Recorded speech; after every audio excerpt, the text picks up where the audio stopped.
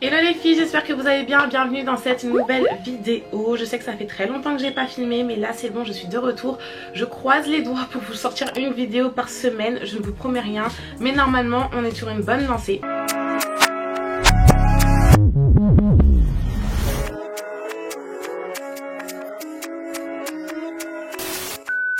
Comme vous l'avez vu dans le titre, aujourd'hui je vais vous parler de 3 erreurs à éviter lorsqu'on est beauty preneur. Donc là j'ai noté quelques points sur mon téléphone et je vais les énumérer et vous donner un peu mon point de vue et mes conseils. Donc la première erreur que je reçois souvent, que ce soit par mail, en message et là encore récemment avec une copine qui veut se lancer dans les cils, c'est en fait vous avez toute cette pensée négative en fait et vous vous dites toutes ouais mais imagine j'ai pas de cliente, imagine ça fonctionne pas, imagine ceci, imagine cela. Chose que je peux tout à fait comprendre, c'est ça je comprends tout à fait que vous ayez cette conscience du risque, ça y a aucun problème, mais maintenant où ça commence à devenir un problème, c'est lorsque vous ne vous lancez pas par la peur de l'échec. En fait, toutes les personnes que vous voyez réussir, elles ont réussi parce qu'elles se sont lancées. Elles n'ont pas réussi parce qu'elles sont restées comme ça et ça leur est tombé dessus. Elles n'ont pas réussi parce qu'elles ont abandonné. Au contraire, elles ont réussi parce qu'elles ont commencé. Elles se sont dit un jour, ok, c'est parti, je me lance. Elles ont réussi parce qu'elles ont persévéré. Parce qu'en fait, quand on entreprend, c'est pas tous les jours tout beau, c'est pas tous les jours tout rose. Et d'ailleurs, je vous ferai une vidéo pour un peu vous résumer mon année et vous expliquer un peu ce qui s'est passé.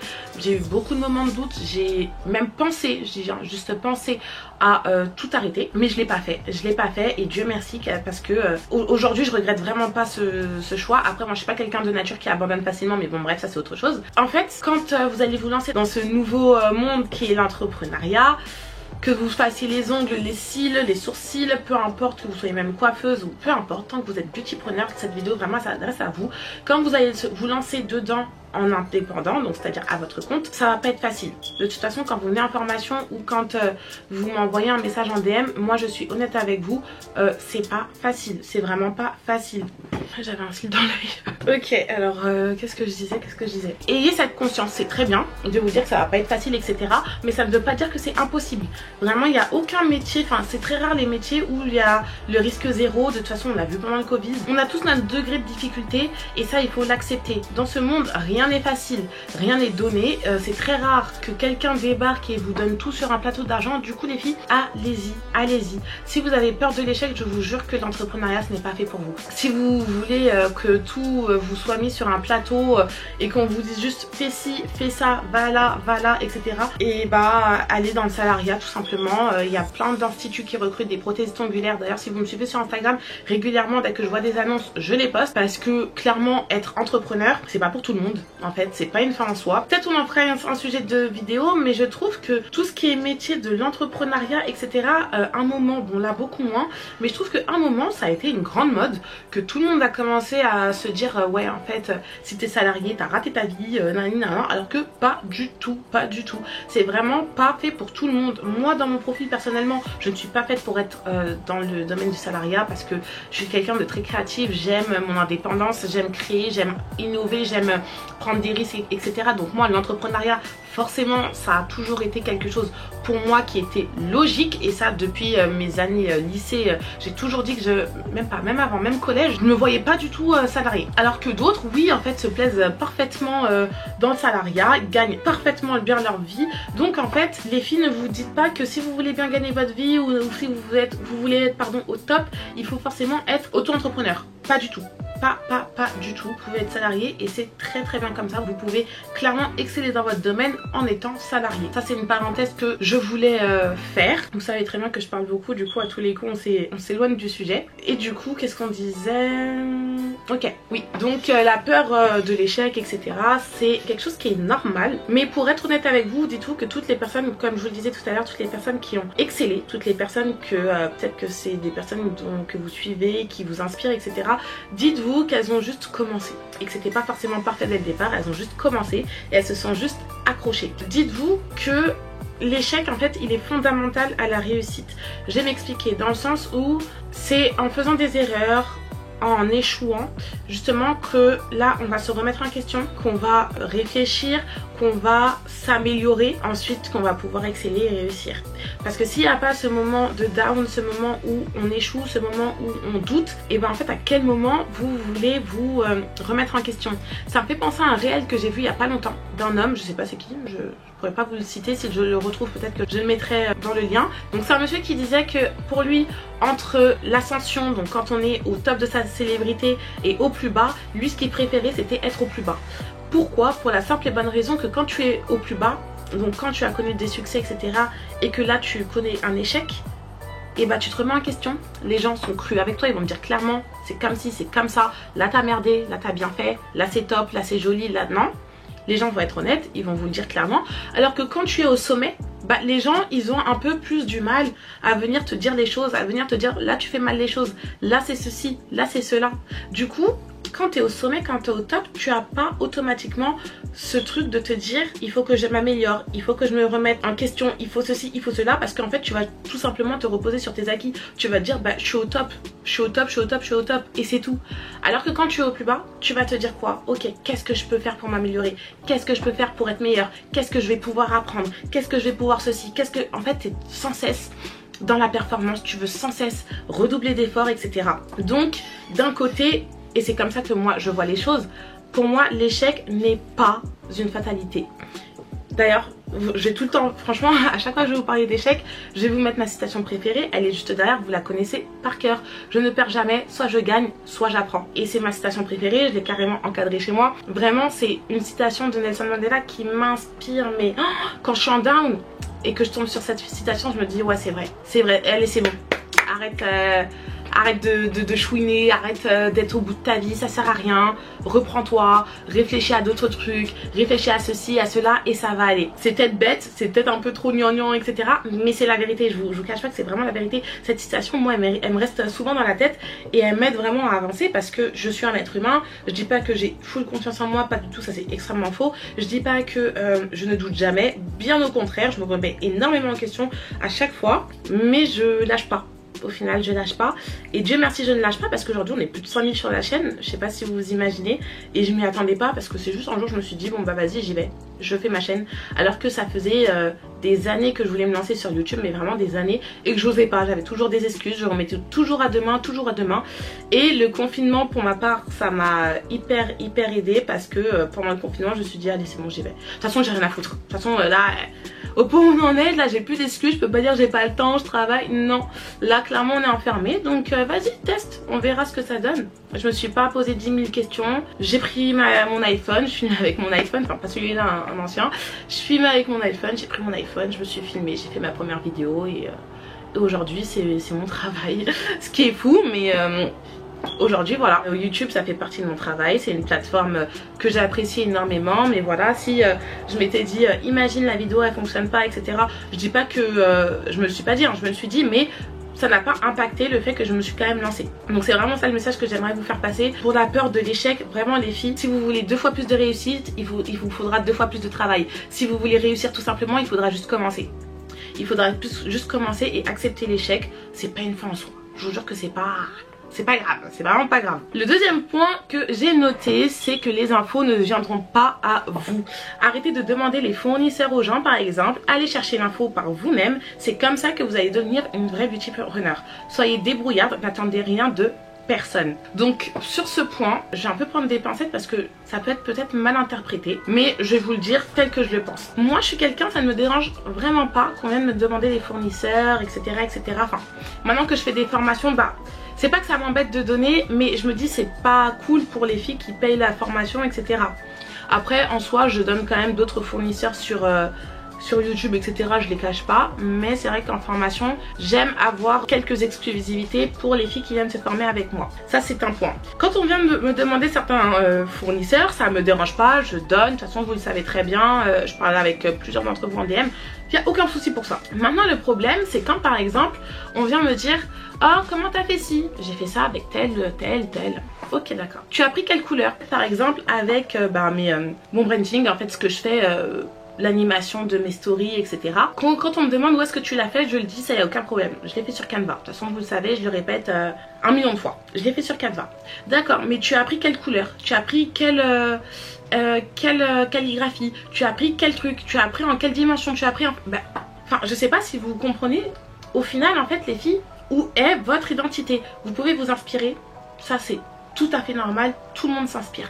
Mais quand vous êtes entrepreneur, il faut que vous sachiez avoir votre identité à vous.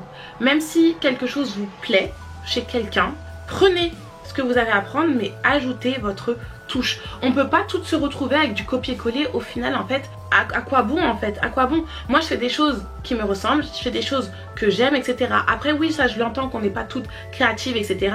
Mais en fait, le copier-coller, les filles, ça, c'est hors de question. De toute façon, je pense que je vous en ai déjà parlé dans une vidéo. Le copier-coller, c'est hors de question. Arrêtez ça. Vraiment, arrêtez ça. Quand on est entrepreneur, c'est hors de question. Au-delà de ça, allez chercher l'information de vous-même. Pourquoi? Parce que des fois, oui, on peut vous donner les informations, pas de souci. Mais on peut pas, en fait, tout faire pour vous. On peut pas faire toutes les recherches pour vous. Par exemple, si vous cherchez une application pour faire ceci, cela, on a une arme incroyable de nos jours qui s'appelle Internet. On a même TikTok, on a Instagram, on a plein de choses. Les réseaux sociaux et Internet, c'est une mine d'or. Vous avez juste à taper les mots-clés et vous allez trouver. Oui, ça prend du temps, mais ça fait partie du travail d'un entrepreneur de prendre son temps et de faire des recherches. Le travail de recherche, ça fait partie de l'entrepreneuriat. Si vous attendez à ce que tout soit livré sur un plateau pour débuter une activité ou pour évoluer, les filles, franchement, vous n'êtes même pas faites pour être auto-entrepreneur, je vous dis la vérité, en toute honnêteté, parce que en fait, c'est une partie du métier, c'est la recherche et l'innovation. C'est ça. Je dis pas que vous devez inventer quelque chose, non, c'est pas ce que je dis juste que vous devez avoir votre propre identité et ne pas calquer sur les autres, ne pas faire du plagiat, parce que au final, ça va même pas vous ressembler. Vous allez créer votre entreprise, mais elle ne va pas vous ressembler. Pourquoi? Parce que vous allez faire copier-coller du branding d'un tel, copier-coller de trucs d'un tel, copier-coller de ceci d'un tel, copier-coller de ceci d'un tel, mais en fait, au final, où est-ce que vous êtes, vous? Votre personne, votre entreprise, c'est une partie de vous en fait. Moi, mes entreprises, parce que j'ai plusieurs entreprises, mes entreprises, c'est mes bébés, c'est moi de A à Z.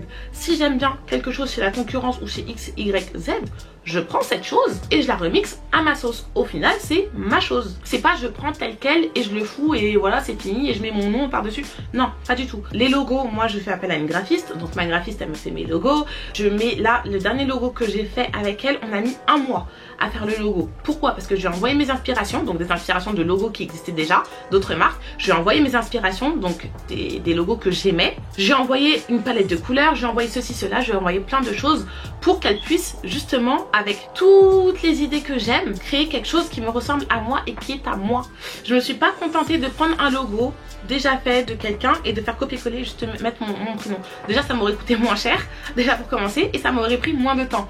Sauf que non, ça c'est la facilité et c'est pas cool aussi pour les personnes qui se sont cassées peut-être la tête. On fait sûrement des nuits blanches, etc. ou autres pour avoir leur propre identité. Donc ça les filles, s'il vous plaît, faites attention. Je dis pas que vous ne devez pas demander ou vous inspirer, hein, qu'on s'entende bien, qu'on soit bien clair sur ça. Je dis juste qu'il faut que vous vous habituez à aller chercher l'information de vous-même. Demander, c'est un plus. En fait, dites-vous que quand vous demandez l'information à quelqu'un, c'est un plus. Mais dites-vous qu'à côté, vous allez faire des recherches, que ce soit pour des fournisseurs, ceci, cela, allez faire des recherches. Oui, ça va vous prendre du temps, mais ça fait partie de votre métier. Moi, par exemple, pour peu importe les fournisseurs, les ceci, les cela, des fois, pour un post Instagram, donc une story, vous savez pas que j'ai mis 2 semaines à le faire. J'ai mis 2 semaines à me dire c'est bon, j'ai le truc qu'il me faut. J'ai mis 2 semaines sur mon Canva à trouver la typo, à trouver la couleur, à trouver l'emplacement, à trouver le gif, etc. Enfin, maintenant mes stories elles me ressemblent, c'est vraiment moi et j'ai vu pratiquement personne avec ce type de story pour mettre en avant son travail. Mais s'il vous plaît, ne venez pas et voler le travail des gens. Enfin, c'est pas cool quoi, c'est pas cool. Vous pouvez encore une fois vous inspirer, mais faire du copier-coller, ça c'est hors de question. Donc allez chercher les informations de vous-même, n'hésitez vraiment pas. Et encore une fois, rien n'est facile dans la vie. Donc si vous pensez que tout sera facile, qu'on va tout vous donner, etc. Là vous vous mettez le doigt dans l'œil. Je suis pas du style à ne pas donner les infos. Au contraire, j'aime beaucoup partager. Mais je peux comprendre des fois les personnes qui ne veulent pas donner les infos pour éviter justement le plagiat. Parce qu'au final on ne sait pas à qui on va donner nos infos. Et en fait ça fait chier qu'on a passé des nuits blanches dessus. On a passé des nuits blanches et des nuits blanches dessus, à dormir dessus. Vous savez pas l'argent que les personnes ont sûrement dépensé pour avoir ce produit. Exemple, j'ai trouvé un fournisseur pour des sacs personnalisés. Mais pour ces sacs, j'ai dû payer des échantillons. Donc ça veut dire j'ai mis de l'argent pour être sûr de la qualité, pour être sûr du rendu, pour être sûr du délai de livraison, etc. C'est-à-dire que j'ai énormément donné de mon temps et de ma personne et de mon argent pour quelque chose au final que vous allez venir me poser la question, le prendre gratuit et plagier. C'est pas cool. Après bien sûr je dis pas que tout le monde plagie. Vraiment je dis pas que tout le monde plagie. Au contraire je sais qu'il y a des filles que quand elles viennent me demander et que je leur donne, par la suite elles me disent bah regarde j'ai fait ci, j'ai fait ça, et je suis trop contente parce que vous avez apporté votre patte. Ok je vous ai donné le fournisseur ou autre, et moi encore une fois ça ne me dérange pas du tout, mais vous êtes pas contenté de faire un copier-coller parce que pour moi c'est pas cool. Non, vous êtes parti faire votre truc, votre identité, votre ceci, votre cela, et ça j'apprécie tellement, vous avez pas idée. Là au contraire moi ça me fait énormément plaisir. Mais des fois malheureusement je tombe sur des comptes qui mon logo copier-coller, des trucs que je mets copier-coller, et ça me gonfle au plus haut. En fait ça me saoule, c'est pas cool, c'est vraiment pas cool. Par exemple il y a une fille qui a recopié mon logo, qui a recopié quasiment le même nom d'entreprise, etc. Et ça me saoule, Moi mon entreprise elle est déposée à l'INPI, donc ça veut dire que si là je décide d'aller porter plainte, enfin vous voyez ce que je veux dire, c'est pas cool, parce que clairement légalement c'est pas correct. Donc mettez-vous ça en tête les filles et allez chercher l'information de vous-même. Faites votre propre identité parce que c'est votre entreprise et à personne d'autre. Donc voilà pour ce deuxième point. Et du coup, troisième et dernier point, ne pas se former. Alors ce que j'ai noté c'est qu'il faut profiter de l'expérience et des astuces car vous allez évoluer beaucoup plus rapidement. Ce que je vous conseille c'est de faire minimum 2 formations par an. Alors pour ça je vais développer. Moi ce que je vous conseille les filles c'est d'aller vous former, que vous soyez débutante ou pas. Maintenant vous allez trouver des formations pour tout budget et vous avez l'information gratuite aussi sur YouTube. Je vous conseille de combiner les deux, prendre des vidéos de YouTube mais par contre allez vous former. Pourquoi? Je vais prendre mon propre exemple parce que voilà c'est ma vie. Comme vous le savez je suis autodidacte, c'est à dire que j'ai appris le métier par moi-même.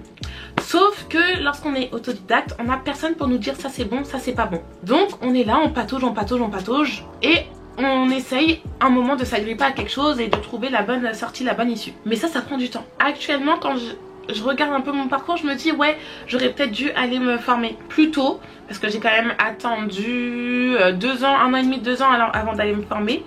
Et ce qui a été dur pour moi c'est que les habitudes que j'ai prises pendant 1 an et demi, 2 ans, j'ai dû les effacer et réapprendre les bons gestes, les bonnes habitudes par-dessus, ce qui est énormément difficile, alors que si j'avais directement appris les bonnes choses en formation avec une professionnelle, j'aurais tout de suite eu les bons gestes et mon évolution elle aurait été plus rapide. Parce que ça c'est une chose qui peut nous faire stagner, c'est le fait de ne pas aller se former, et ben on stagne dans l'évolution. On n'a pas de recul sur ce qu'on fait étant donné qu'on n'est pas expert, on n'est pas qualifié pour savoir les erreurs à faire, à pas faire. Ensuite ce qui est bien dans les formations aussi c'est que vous allez profiter de l'expérience de votre formatrice. Votre formatrice elle a son vécu, donc elle va vous dire moi il m'est arrivé ci donc je te conseille de faire ça, moi il m'est arrivé ça donc je te conseille de faire ci. Et moi c'est aussi ce que je fais en formation. J'ai tellement galéré, j'ai eu tellement de galères que dès que vous venez en formation ou même que vous venez en DM ou dans mes vidéos, à chaque fois j'ai surtout me baser sur mon vécu. C'est pour ça que je vous conseille énormément les acomptes. C'est pour ça que j'ai fait mon e-book sur la gestion sur la gestion. Pour moi ça c'est ma pépite, je m'en sers, ça fait 4 ans et demi que je m'en sers, j'ai toutes mes fiches et ça m'a aidé comme pas possible. Et c'est pour ça que je vous le mets à disposition parce que c'est un outil qui est réellement utile, qui va réellement vous aider dans le développement de votre activité. Pourquoi? Parce que je l'ai vécu. J'ai vécu le sans, j'ai vécu le avec. Après c'est vrai que j'ai pas fait longtemps sans. En fait c'est à partir du moment où j'ai vraiment eu une activité régulière que j'ai directement mis ça en place. Mais moi c'est de mon vécu parce que comme vous le savez sûrement, j'ai travaillé dans la vente, etc. Et c'est des choses qui pour moi étaient logiques en fait, dû à mon expérience passée hors prothésie ongulaire. Cette expérience là, je suis venue en faire un atout pour ma nouvelle carrière entre guillemets de prothésiste ongulaire. De ce fait vous allez aussi avoir des prothésistes ongulaires qui par exemple avant étaient comptables, et du coup quand vous allez aller vous former elles vont être hyper calées sur tout ce qui est comptabilité, et ça c'est une mine d'or. Je vous jure ça c'est une mine d'or d'aller chez une formatrice qui a du bagage, que ce soit en prothésie ongulaire ou ailleurs, parce que son vécu elle va vous le mettre dans la formation, et je vous jure que ça va apporter cette valeur ajoutée au-delà de la technique. Ça va vous apporter cette valeur ajoutée que vous en tant qu'entreprise, ça va vous faire du bien. Parce qu'il y a des informations, moi par exemple demain je vais faire une formation avec une formatrice qui est une ex-comptable. Croyez-moi qu'il y a des questions sur le métier sur lesquelles elle va pouvoir répondre, et j'aurai peut-être pas l'information sur YouTube ou autre. Donc Je vous jure, c'est très important d'aller vous former. Franchement, je vous encourage à 1000%. Si vous n'avez pas le budget, économisez. Ou alors maintenant, il y a des facilités de paiement. Vous pouvez payer en 2, 3, 4, 10, 12 fois, etc. Enfin bref, il y a des facilités de paiement. Ensuite, vous avez des formations pour tous les budgets. Vous avez aussi des formations en ligne qui sont en général moins chères que les formations physiques. Enfin, de nos jours, je vous jure que les filles, vous avez aussi de l'information gratuite, pardon, sur YouTube, TikTok, etc., Instagram. Donc les filles, je vous jure qu'il y a moyen de se former à moindre coût. Donc vraiment, n'hésitez vraiment pas à aller vous former. Ne vous dites pas que vous pouvez tout savoir toute seule, non. Justement, en allant vous former, vous allez apprendre plus de choses plus rapidement et ça va vous faire évoluer aussi plus rapidement. Et moi, ce que je vous encourage à faire, les filles, c'est d'aller vous faire former 2 fois par an, donc tous les 6 mois. Au minimum, pour moi, c'est très très bien d'aller se faire former tous les 6 mois. Après, si vous avez le budget et le temps pour aller vous faire former plus, allez-y. Franchement, allez-y. Moi, je sais que mon année 2020-2021, j'allais me faire former 1 fois par mois. Qui est énorme. Mais bon, après, moi je fais pas uniquement les ongles, j'ai d'autres prestations que je propose à ma clientèle, donc c'est un peu pour ça. Mais voilà, en tout cas les filles, voilà pour les 3 erreurs à éviter. Donc si on récapitule, n'ayez pas peur de l'échec, allez chercher l'information par vous-même et entre parenthèses, faites votre propre identité. Et la 3e chose, allez vous former. C'est vraiment les 3 choses à respecter si vous voulez vous épanouir en tant que beautypreneur, que vous voulez évoluer, que vous voulez exceller. J'ai envie de dire vraiment ces 3 choses à ne surtout pas négliger. En tout cas voilà les filles, c'est tout pour moi. J'espère que la vidéo aura été claire. Ça fait plaisir de filmer, ça fait hyper longtemps que j'avais pas fait ça et je vous cache pas que j'ai refait la vidéo 3 fois. Mais bon bref, en tout cas voilà. Si vous ne me suivez pas sur mes différents réseaux sociaux, je vous invite à le faire. TikTok, Instagram et mes 2 Instagram plutôt. N'hésitez pas à le faire. Mon TikTok c'est thehouseofparis.fr et mon Instagram pro, donc pour la prestation de service, c'est thehouseofparis.fr également. Et mon Instagram spécial pour YouTube pour échanger avec vous et vous donner des petits bons plans, des hauls et des concours, etc. C'est thehouseofparis 2. Donc voilà les filles, j'espère que la vidéo vous aura plu. Je vous dis à très vite et d'ici la prochaine vidéo les filles, portez-vous bien.